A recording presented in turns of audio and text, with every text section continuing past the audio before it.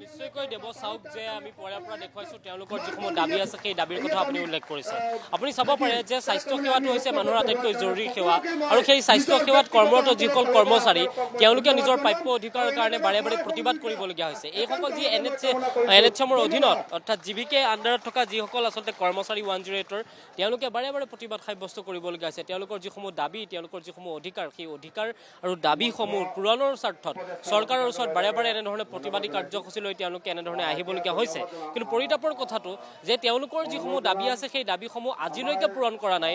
বাৰে বাৰে তেওঁলোকে অনুৰোধ জনাইছে, বাৰে বাৰে সেই কথা উল্লেখ কৰিছে। তাৰ পিছতো কিন্তু এই প্ৰতিবাদী কাৰ্যসূচীৰে তেওঁলোকে বাৰে বাৰে জনোৱাৰ পিছতো সেই কোনো ধৰণৰ আজিলৈকে উত্তৰ তেওঁলোকে লাভ কৰা নাই। আপুনি দেখিব যে ইয়াত হাজাৰ হাজাৰ আচলতে 108 কৰ্মচাৰীসকল আহিছে। 108 চলোৱা যিসকল ব্যক্তি আছে সেইসকল ব্যক্তি আচলতে ইয়ালৈ আহিছে। হাজাৰ হাজাৰ ৰাজ্যৰ আজি বিভিন্ন প্ৰান্তত এই প্ৰতিবাদ হৈছে। আমি সেই দৃশ্যও দেখুৱাইছোঁ। কিন্তু চচলত যি কেন্দ্ৰীয়ভাৱে হৈছে প্ৰতিবাদ, সেই প্ৰতিবাদত ৰাজ্যৰ বিভিন্ন প্ৰান্তৰ পৰা কৰ্মচাৰীসকল আহি এনেধৰণে হাতে হাতে বিভিন্ন প্লে কাৰ্ড লৈ তেওঁলোকে প্ৰতিবাদ সাব্যস্ত কৰিছে আৰু তেওঁলোকৰ মূল যিসমূহ দাবী সেই দাবীসমূহ পূৰণ কৰাৰ স্বাৰ্থত তেওঁলোকে প্ৰতিবাদ সাব্যস্ত কৰিছে। চৰকাৰৰ সৈতে আলোচনাও কেইবাবাৰো হৈছে, কিন্তু সেই আলোচনাৰ অন্তত আজিলৈকে কোনো উত্তৰ কিন্তু তেওঁলোকে লাভ কৰা নাই। আৰু আমি কিছু কথা পাতিম, যিহেতু বাৰে বাৰে তেওঁলোকে আন্দোলন কৰিছে। আপোনালোকৰ আন্দোলন হৈ আছে, আপোনালোকে চৰকাৰক অনুৰোধো জনাই আছে, আলোচনাও হৈছে, কিন্তু আপোনালোকৰ উত্তৰ আজিলৈকে কোনো এটা ভাল পদক্ষেপলৈ পৰ্যবেক্ষিত নহ'ল। তাৰ পিছতো প্ৰতিবাদ কৰিবলগীয়া হৈছে। চাওক, আলোচনা যোনখিনি আলোচনা হৈছে এই আলোচনাখিনি কিন্তু ধনাত্মক বা সমস্যা সমাধানমুখী আলোচনা কিন্তু আমাৰ হোৱা নাই।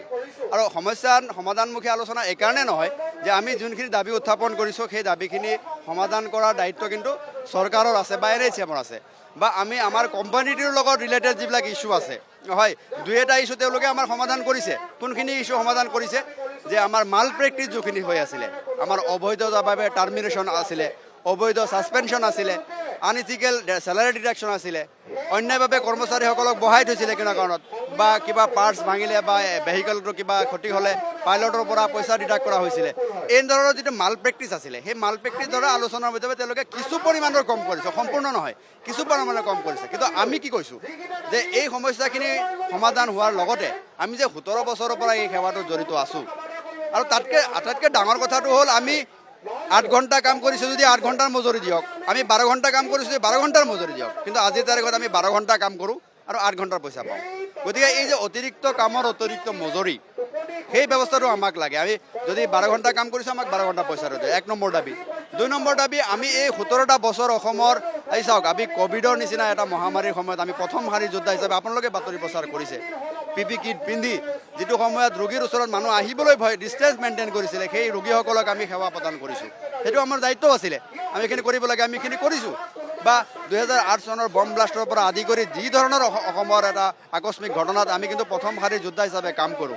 আৰু আমি ডেকা ল'ৰা, আমি যেতিয়া এই চাকৰিত যোগদান কৰিছোঁ তেতিয়া আমাৰ বয়স 25, 22, 24 আছিলে। আজি আমাৰ বয়স কাৰোবাৰ 40 হৈছে, কাৰোবাৰ 45 হৈছে, কাৰোবাৰ 50 হৈছে। গতিকে এই যে আমি গোটেই যৌৱনটো আমি এই সেৱাৰ লগত জড়িত হৈ থাকিলোঁ, আমি গৌৰৱ কৰোঁ সেৱাৰ লগত, আমি এশৰ কৰ্মী হিচাপে। এই যে আমি এই সেৱা আগবঢ়ালোঁ, এই কৰ্মীসকলক চৰকাৰী খণ্ডত আমি নিয়ম ব্যক্তিগত খণ্ডৰ পৰা উলিয়াই আনি আমাক চৰকাৰীকৰণ কৰিব লাগে। এইটো।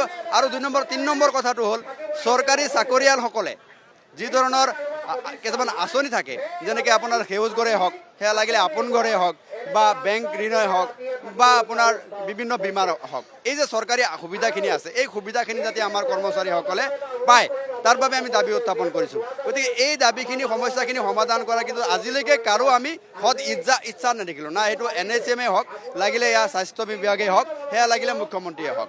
গতিকে আমাৰ দাবী এই সমস্যাখিনি সমাধান কৰাৰ ক্ষেত্ৰত আপোনালোকে আগবাঢ়ি আহক আৰু এটা পজিটিভ ৱেত আমাক আগবঢ়াই লৈ যাওক। আমি আন্দোলনৰ পক্ষপাতী আমি কেতিয়াও নাই, আৰু আন্দোলনৰ পক্ষপাতী নাই কাৰণে আমি 17টা বছৰ অপেক্ষা কৰিছোঁ।